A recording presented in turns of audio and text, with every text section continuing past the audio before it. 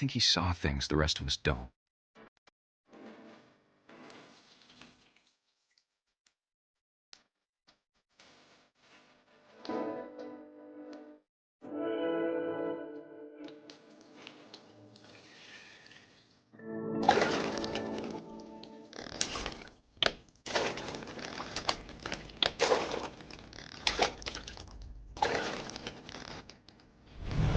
Over, Gregory. It's time to... Hold on, sweetie. Hello? Sam, I told you I don't want to talk right now.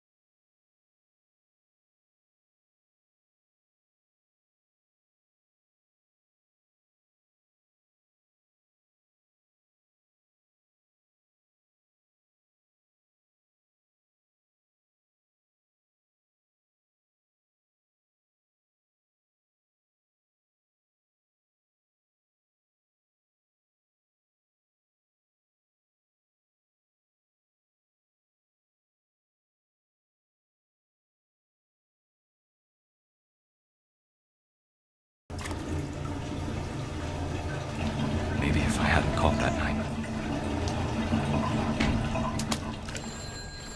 Damn it. Hold on, I don't...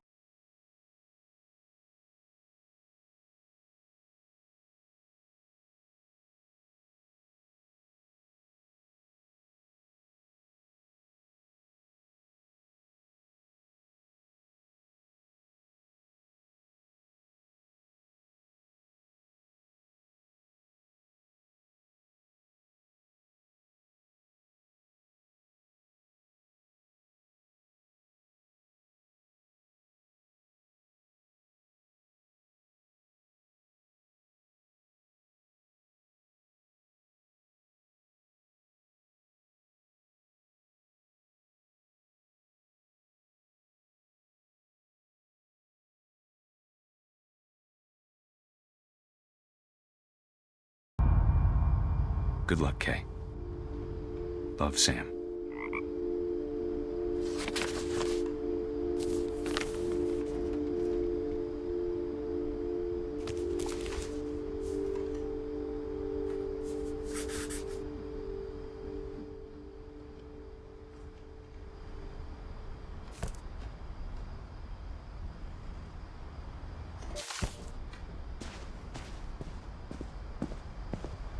I can't imagine my mom ever writing poetry, and yet...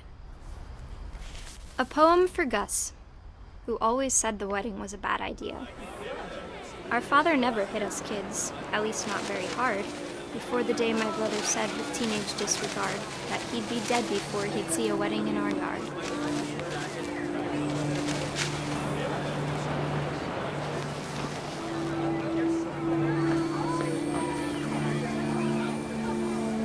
My father made him come, of course, but Gus stood far apart, just flew his kite and bottled up the storm inside his heart.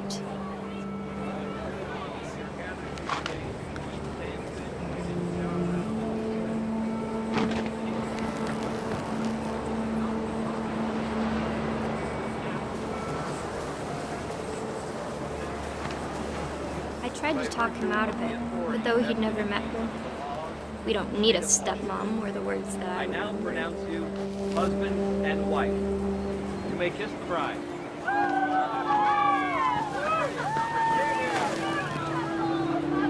When the time for photos came, Dad ordered him to come here. But Gus declined, and as a sign held up his middle finger.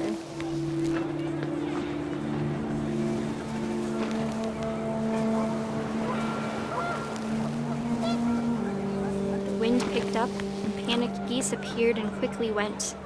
But all the humans did that day was go inside the tent.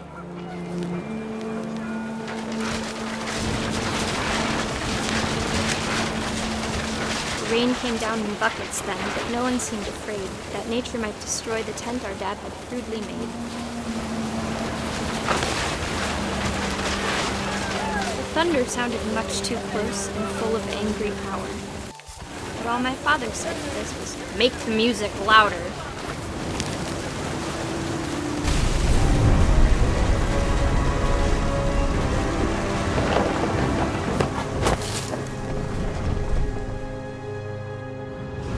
I wish that I could truly say I thought about you on that day. Out there on the beach alone, just you, the wind, the sea, and foam. But I didn't, until we found you.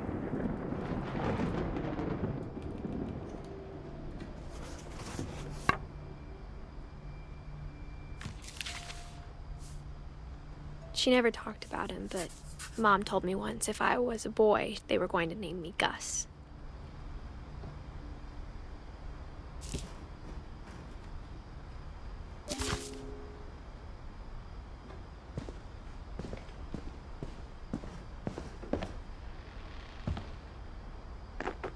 My mom moved up to the loft after her brothers died.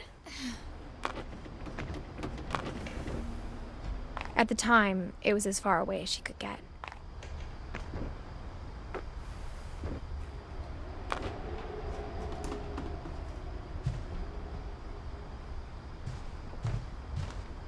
She spent a summer building houses in Calcutta, where she met my dad, Sanjay. My mom moved to India a week after graduation and got a job teaching English. Louis was born a year later.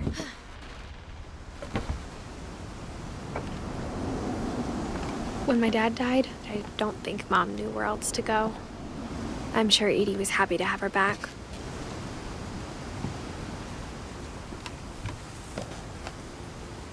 The house had to get a little bigger, but Edie was used to that. And for a while, things were good, almost normal. But it didn't last. The beginning of the end was Milton's 10th birthday, when Edie gave him a castle.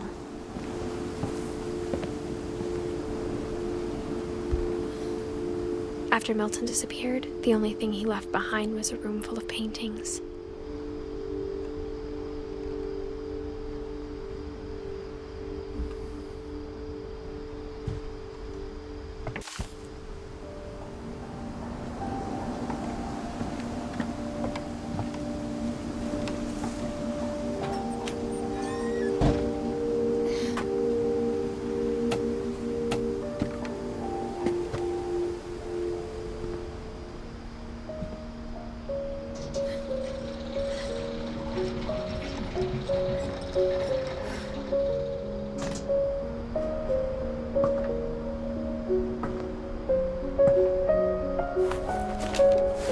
Milton Finch in The Magic Paintbrush.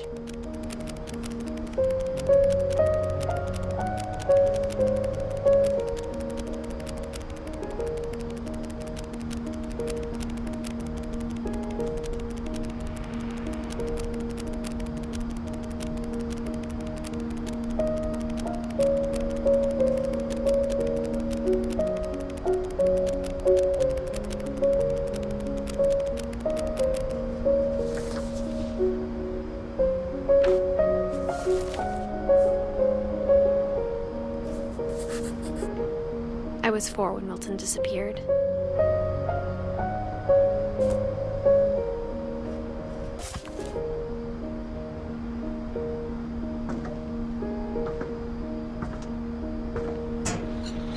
Mom spent months searching for my brother. Then she sealed the doors.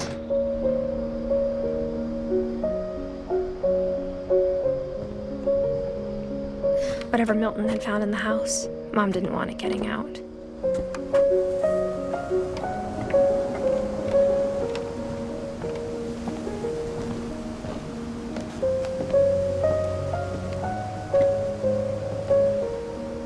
Mom definitely blamed Edie, but I think Louis blamed himself.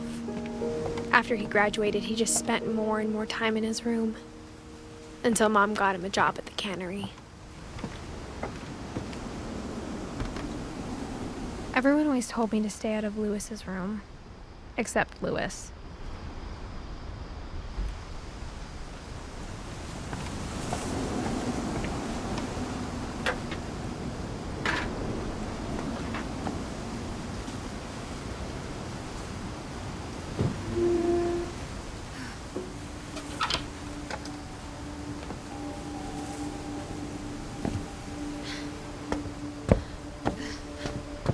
Louis's room smelled very, very familiar.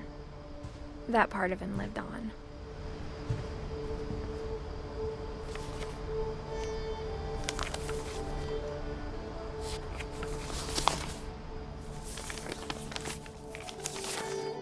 Dear Mrs. Finch, as Louis's psychiatrist, I can understand your desire for an explanation. As I see it, the trouble began in January, shortly after we convinced your son to seek treatment for substance abuse. Newly sober, I believe Louis first noticed the monotony of his daily life.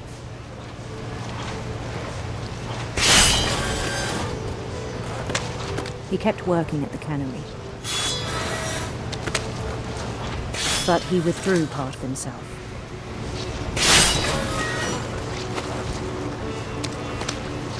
In our sessions, I saw the same behavior. His mind began to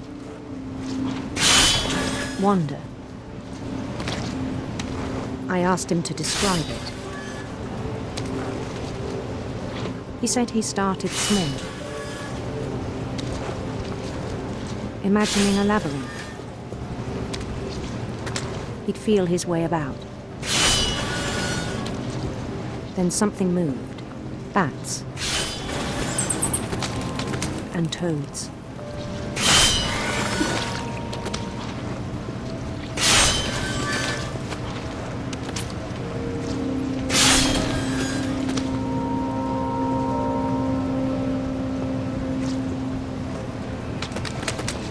And things that have not names.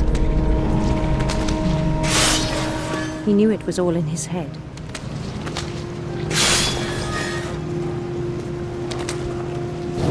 He took it very seriously.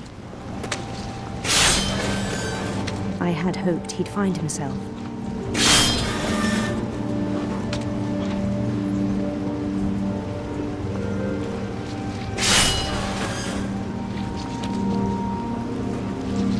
But he found something more.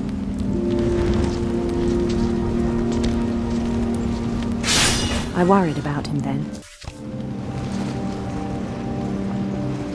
Daydreaming at the cannery. I spoke with his boss. But he said Louis had become a model employee. Methodical, tireless, focused.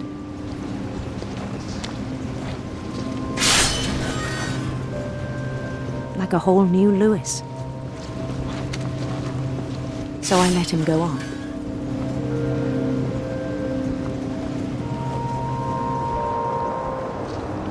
I even encouraged him.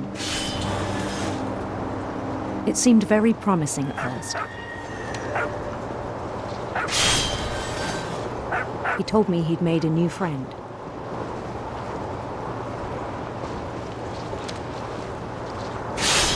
On the edge of a city he named Louis Topia.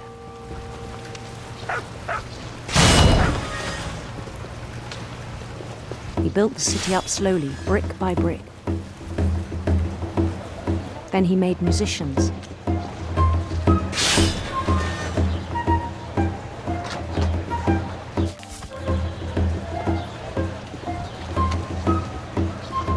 And songs for them to play. He talked about starting a band. and he was always humming something.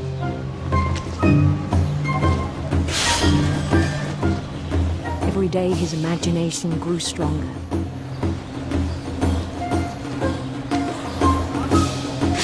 He no longer spoke at the cannery,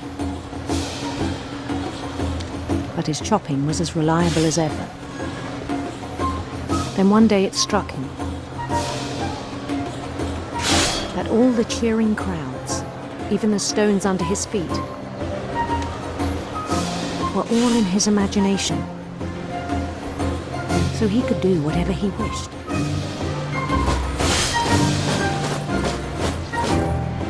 He held an election for mayor, and he won.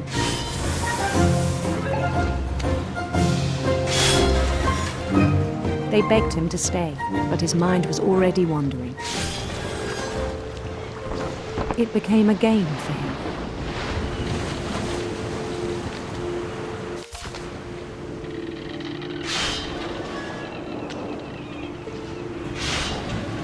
He'd conquer a city, then immediately push on.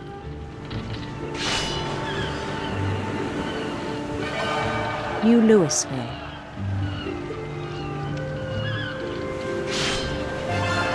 St. Louis. He started drifting away from our reality.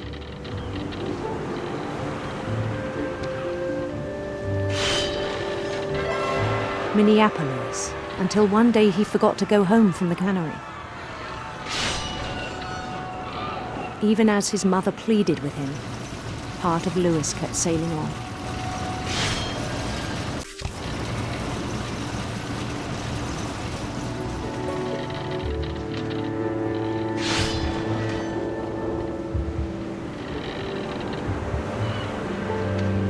In Louisburg, he heard rumors of a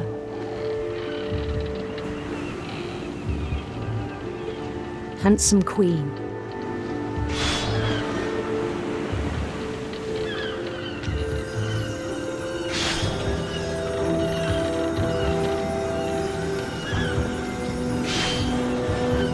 The queen was on her own quest for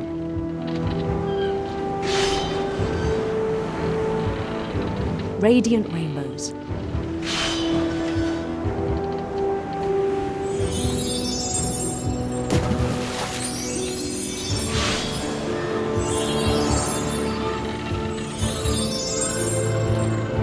He followed the sound of her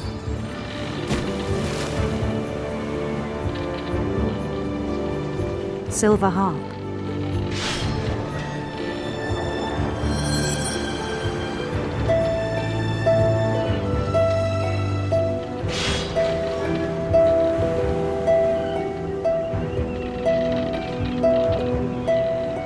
His chase led him to a golden palace east of the sun and west of the moon.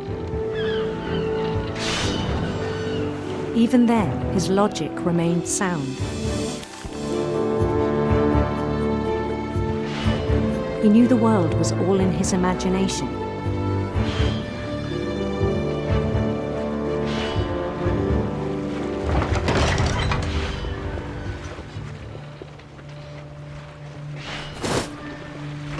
But he was so proud of having created it.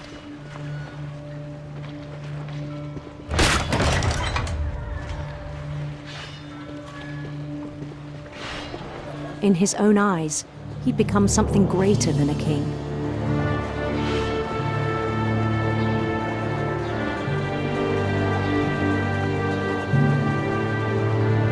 For someone who'd never known success in the real world, I think it was overwhelming.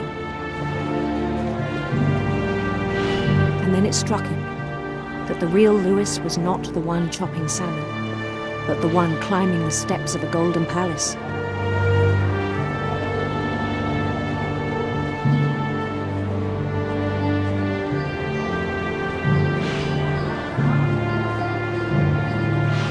My imagination is as real as my body, he told me.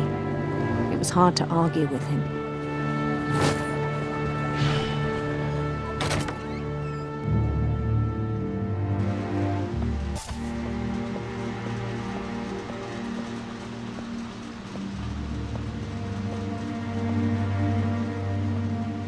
began to forget the world we know.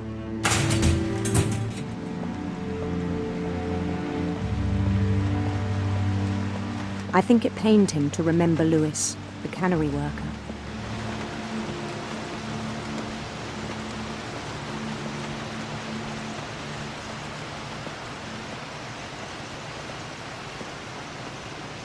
He began to despise the man with a royal contempt.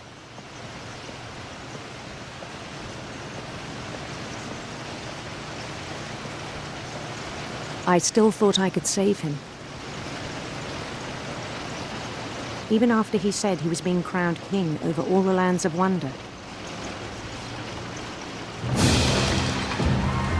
The palace would be packed with his companions.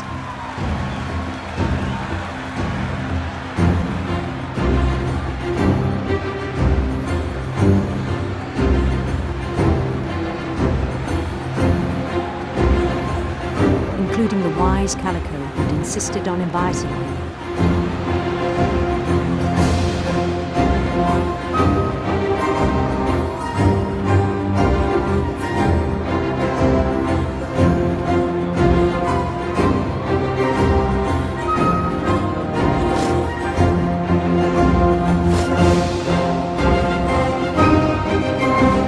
His queen waited, holding his crown.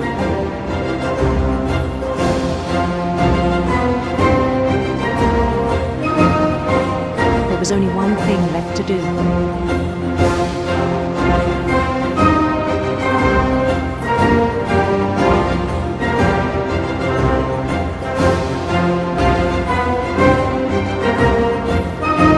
Bend down his head.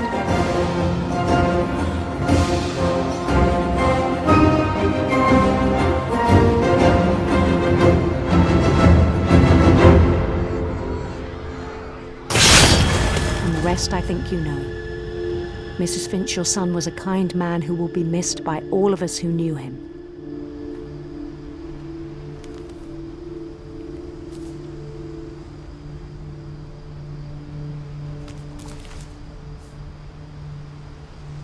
My brother was really cool.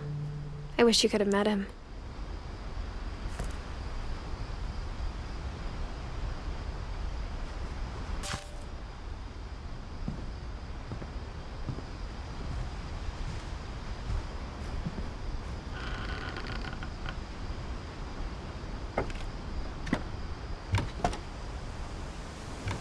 On the way back from Lewis's funeral, my mom told me to start packing.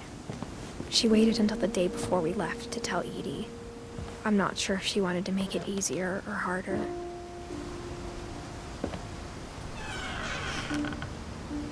I wish we'd stayed. But I understand why we left.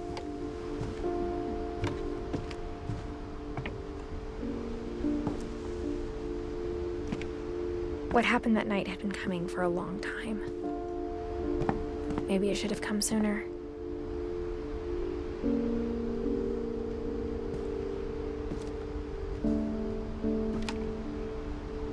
But it had to end one way or another. All that's left now is to tell you about that last night.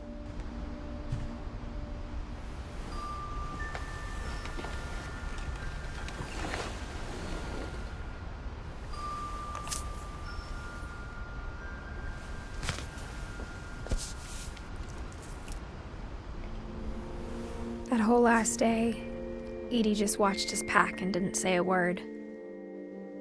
Until supper, when she raised her glass and said, "To our final night together, and all our final nights apart." Grandma, you know what I said about alcohol. Some of your medications are very Edith, specific. I left a present for you in the hallway. Why don't you go open it? The grown-ups have to argue now. I'm sorry, you're right.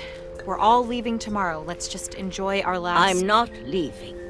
Edith, you're excused.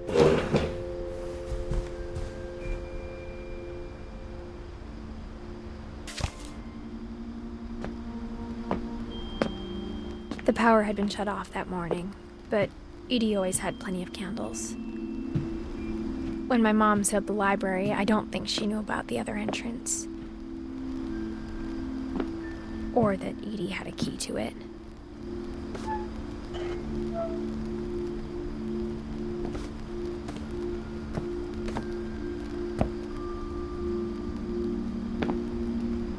That thing you're afraid of isn't going to end when you leave the house. Edith has a right to know these stories. My children are dead because of your stories. I think it's best if Edith and I leave tonight. We'll have the nursing home send a van for you in the morning, okay?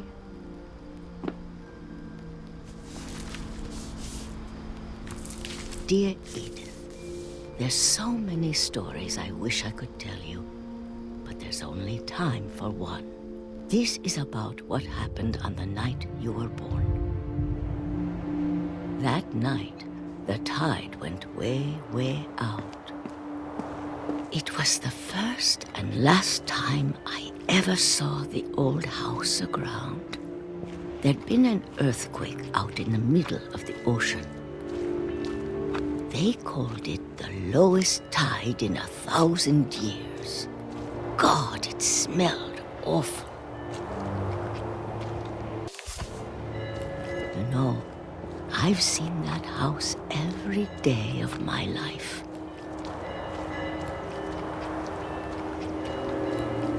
But I never thought I'd go back to it.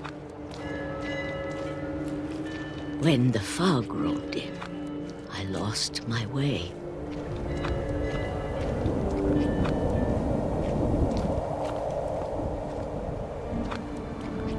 I got turned around.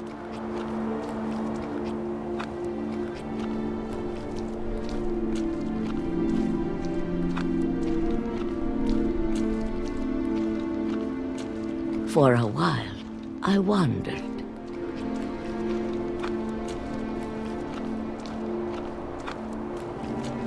I started seeing things.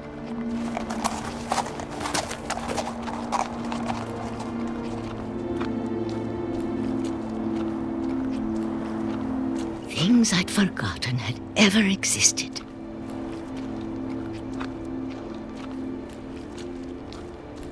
But when I saw them, they felt like old friends. That night, a lot of things came back to me. Or maybe I came back to them.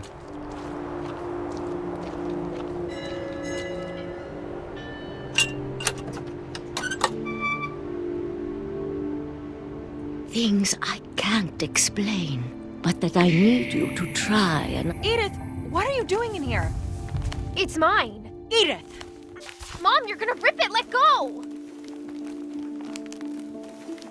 I kicked and screamed, but Mom dragged me to the car. I never saw Great-Grandma Edie again. The next morning, the van came to pick her up, but she was already gone. After that, we moved around a lot.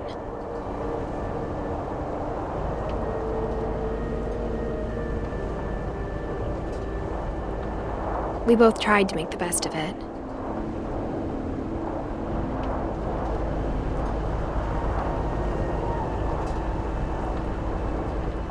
A few years went by.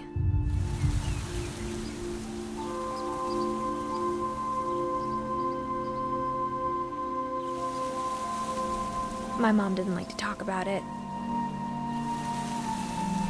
but she started getting sick a lot. The rest happened pretty quickly.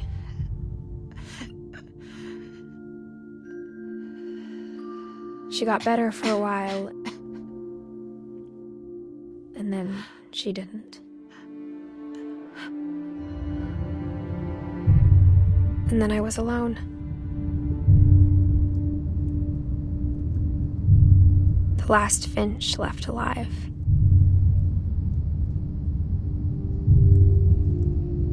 Until I found out about you. I'm still not sure what to tell you about all this.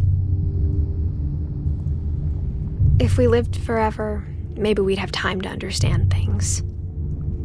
But as it is, I think the best we can do is try to open our eyes and appreciate how strange and brief all of this is. This journal was supposed to be for you. But now I hope you'll never see it.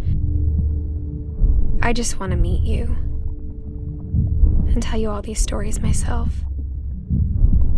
But I guess if you're reading this now, things didn't work out that way.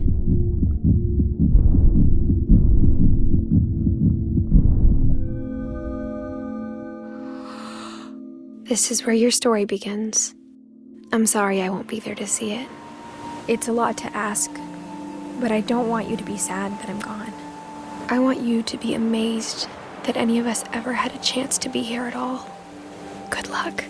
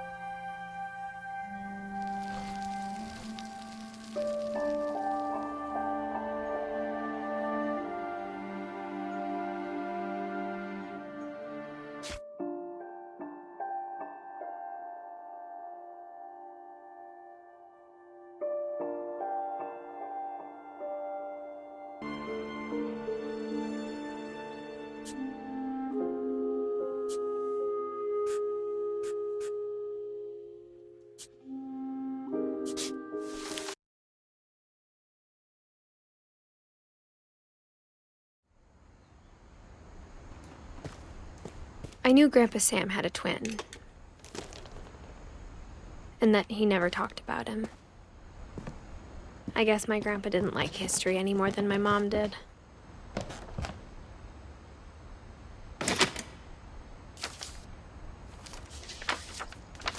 How I Want to Remember My Brother by Sam Finch.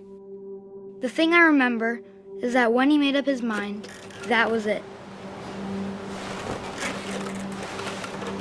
My brother said he'd die before he ate another mushroom, and he did.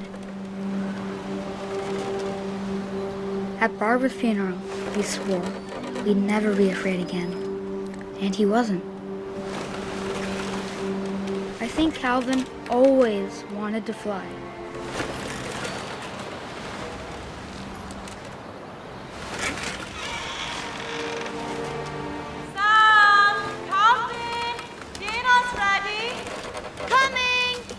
But that day, he finally made up his mind to do it.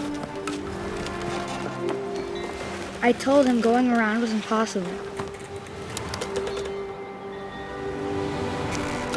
Maybe if I hadn't said that.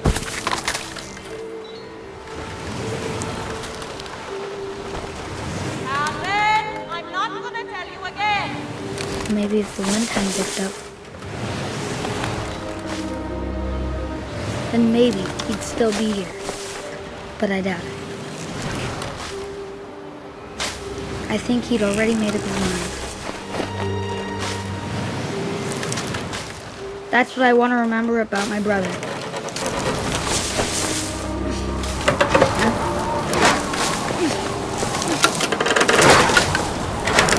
The day he made up his mind to fly.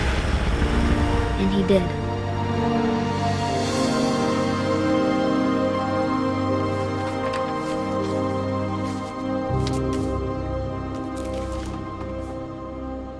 Calvin's story felt strangely familiar. When I was younger, I remember trying to do the exact same thing.